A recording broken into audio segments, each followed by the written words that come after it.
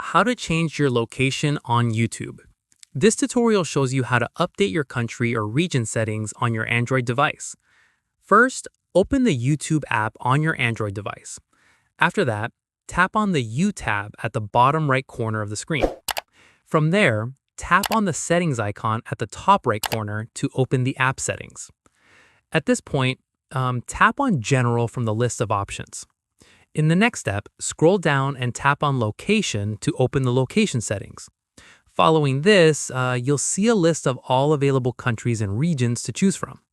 Once done, scroll through the list and find the country or region you want to set as your new location.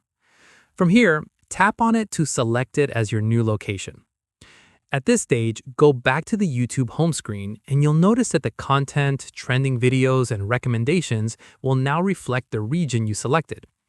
Finally, if you ever want to switch back to your original location, simply follow the same steps and select your country from the list. And that's it.